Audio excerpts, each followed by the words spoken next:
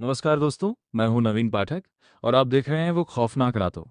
आज की कहानी हमें लेकर चलती है ओडिशा के घने जंगलों में, जहां आज भी कुछ रास्तों पर सूरज ढलने के बाद कोई जाने की हिम्मत नहीं करता। लोग कहते हैं कि वहां रात के समय किसी और दुनिया का दरवाज़ा खुल जाता है। तो लाइट बंद कर लीजिए, हेडफोन लगा लीजिए, क्योंकि आज की कहानी आपके दिल की धड़कनें बढ़ा सकती है। अध्याय 1, नियमगिरी का बुलावा। साल 2025। दिल्ली का रहने वाला आदित्य एक ट्रैवल व्लॉगर था। उसे भारत के रहस्यमयी स्थानों की खोज करना बहुत पसंद था। एक दिन उसे ओडिशा के नियामगिरी जंगल के बारे में पता चला। वहां के लोगों का कहना था, जंगल के बीच एक पुराना मंदिर है जहां रात को घंटियां अपने आप बजती हैं, लेकिन वहां से वापस कोई नहीं लौटता। आदित्य ने इसे सिर्फ अंधविश्वास समझा। उसने कैमरा उठाया और निकल पड़ा ओडिशा की ओर। अध्याय 2, गांव वालों की चेतावनी। जंगल के किनारे एक छोटा सा गांव था। वहां एक बूढ़ा आदमी मिला। उसने पूछा, बेटा, कहाँ जा रहे हो? आदित्य ने हंसते हुए कहा, बस वीडियो बनाने। बूढ़ा अचानक गंभीर हो गया। अगर सूरज ढलने से पहले वापस नहीं आए तो फिर कभी वापस नहीं आओगे। आदित्य मुस्कुराया और जंगल के अंदर चला गया। अध्याय 3, पहला संकेत। शाम होने लगी। जंगल बिल्कुल शांत था। अचानक कैमरे में रिकॉर्ड होने लगी घंटी की आवाज, लेकिन आसपास कोई मंदिर नहीं था। फिर कैमरे की स्क्रीन पर एक सफेद साया दिखाई दिया। आदित्य पीछे मुड़ा। वहां कोई नहीं था, लेकिन कैमरे में वो साया अब भी खड़ा था और धीरे धीरे उसकी ओर बढ़ रहा था। अध्याय 4, रहस्यमय मंदिर। घंटी की आवाज का पीछा करते करते आदित्य एक टूटे हुए मंदिर तक पहुंचा।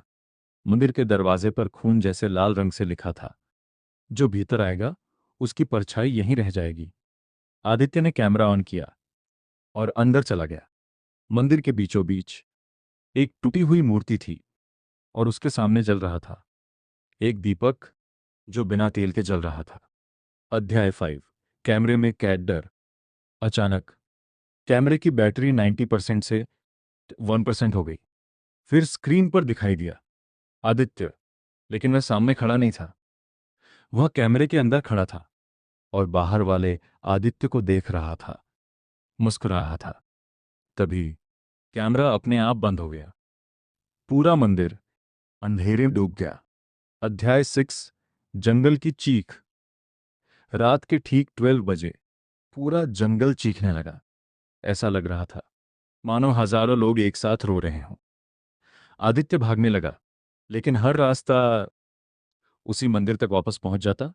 तभी पीछे से किसी ने उसके कान में फुसफुसाया, अब तुम वापस नहीं जा सकते।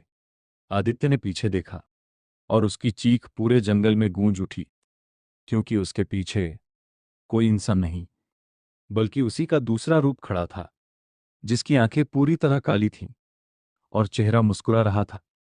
अगली सुबह गांव वालों को जंगल के बाहर सिर्फ आदित्य का कैमरा मिला, लेकिन उसकी सारी रिकॉर्डिंग में आदित्य कहीं दिखाई नहीं दे रहा था। वीडियो में सिर्फ एक काली आकृति कैमरे की ओर देखकर बोल रही थी, अगला कौन आएगा? अध्याय 7, कैमरे का रहस्य। आदित्य के गायब होने के 3 दिन बाद उसका दोस्त राहुल ओडिशा पहुंचा। वह एक डॉक्यूमेंट्री फिल्म मेकर था और आदित्य को ढूंढने का फैसला कर चुका था। गांव वालों ने उसे आदित्य का कैमरा दिया। राहुल ने जैसे ही कैमरे की आखिरी रिकॉर्डिंग चलाई, उसकी रूह कांप गई। वीडियो में जंगल दिखाई दे रहा था।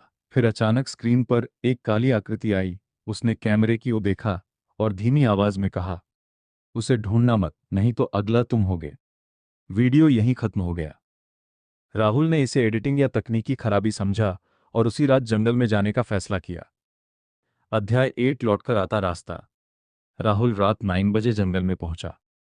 उसने पेड़ों पर लाल कपड़े बांधकर अपना रास्ता चिन्हित किया, लेकिन आधे घंटे बाद उसने देखा, वह फिर उसी जगह खड़ा था जहां से उसने शुरुआत की थी। सारे लाल कपड़े गायब थे। तभी दूर से वही मंदिर की घंटियां सुनाई दी। अध्याय 9, मंदिर का तहखाना। राहुल मंदिर पहुंचा। इस बार उसे मूर्ति के पीछे एक संकरा रास्ता दिखाई दिया। नीचे उतरते ही एक पुराना तहखाना मिला।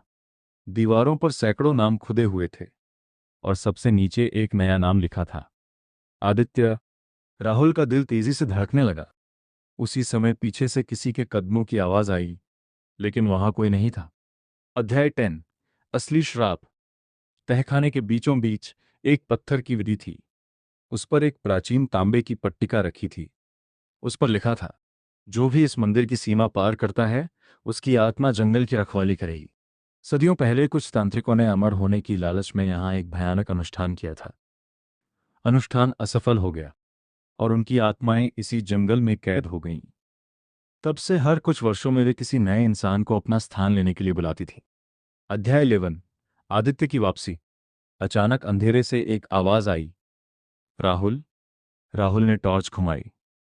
सामने आदित्य खड़ा था, लेकिन उसकी आंखें पूरी तरह काली थीं। उसने मुस्कुराकर कहा, मैं जिंदा हूं, मेरे साथ चलो। राहुल उसकी ओर बढ़ा ही था कि उसे आदित्य के पैरों पर ध्यान गया। उसके पैर उल्टे थे। राहुल समझ गया, यह आदित्य नहीं है। अध्याय 12। अंतिम संघर्ष। अचानक पूरा तहखाना कांपने लगा। सैकड़ों काली परछाइयां राहुल की ओर बढ़ने लगीं। राहुल ने वेदी पर रखी तांबे की पट्टिका उठा ली। जैसे ही उसने उसे जमीन पर पटका, पूरे मंदिर में तेज रोशनी फैल गई। एक एक करके सारी परछाइयां चीखने लगीं। नकली आदित्य भी धुएं बदल गया। मंदिर की दीवारें टूटने लगीं। राहुल किसी तरह बाहर भागा। अंतिम अध्याय। क्या श्राप खत्म हुआ? सुबह गांव वाले राहुल को जंगल के बाहर बेहोश मिले। जब उसे होश आया, उसने पूरी घटना बताई। लोगों ने मंदिर खोजने की कोशिश की, लेकिन वहां कोई मंदिर नहीं था, सिर्फ घना जंगल और सन्नाटा। राहुल ने चैन की सांस ली। उसे लगा कि श्राप खत्म हो गया। लेकिन कुछ महीनों बाद जब उसने अपने कैमरे की पुरानी फुटेज देखी, तो आखिरी फ्रेम में उसके पीछे वही काली आकृति खड़ी थी और कैमरे में फिर वही आवाज सुनाई दी, श्राप कभी खत्म नहीं होता,